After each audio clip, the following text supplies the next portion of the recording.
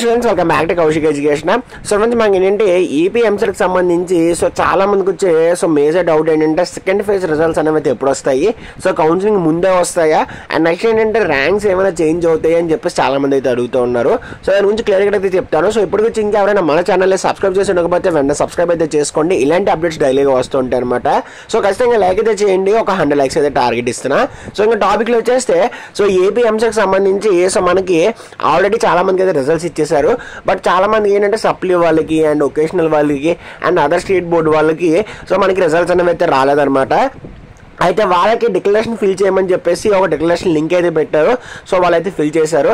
అయితే ఇప్పటికి వచ్చి ఇంకా రిజల్ట్స్ అనేవి అయితే రాలేదు. సో చాలా మంది ఏంటంటే భయపడుతున్నారు, లైక్ కౌన్సిలింగ్ స్టార్ట్ అయిపోతే సో మా పరిస్థితి ఏంటండి. ఫస్ట్ ఆఫ్ ఆల్ ఏంటంటే మనకి సెకండ్ ఫేజ్ రిజల్ట్స్ అనేవి వచ్చిన తర్వాత కౌన్సిలింగ్ అయితే స్టార్ట్ చేస్తారు. సో ఇంక ఎప్పుడు రిలీజ్ చేస్తారంటే మ్యాక్సిమం ఏంటంటే సో ఈ మంత్ అండ్గా రిలీజ్ చేస్తారనమాట. సో 30th లేదంటే సో మనకి నెక్స్ట్ మంత్ ఫస్ట్ కానీ రిలీజ్ అయితే అవుతాయి. సో వన్స్ అవి రిలీజ్ అయిన తర్వాత మనకి కౌన్సిలింగ్ ప్రాసెస్ అనేది స్టార్ట్ అవుతుంది. అండ్ ఇంకా ర్యాంక్స్ విషయానికి వస్తే సో ర్యాంక్స్లో అయితే ఎటువంటి చేంజ్ అయితే ఉండదండి. సో మీకు ఎంత ర్యాంక్ అయితే వస్తుందో అంత ర్యాంక్ వస్తుంది. ఫర్ ఎగ్జాంపుల్ ఏంటంటే సో మీకు మార్క్స్ అనేవి అయితే యాడ్ అయిన తర్వాత మీకు 10,000 ర్యాంక్ వచ్చింది అనుకోండి, సో మీకు 10,000 ర్యాంక్ వస్తుంది కానీ సో 1 lakh ర్యాంక్ అయితే రాదు.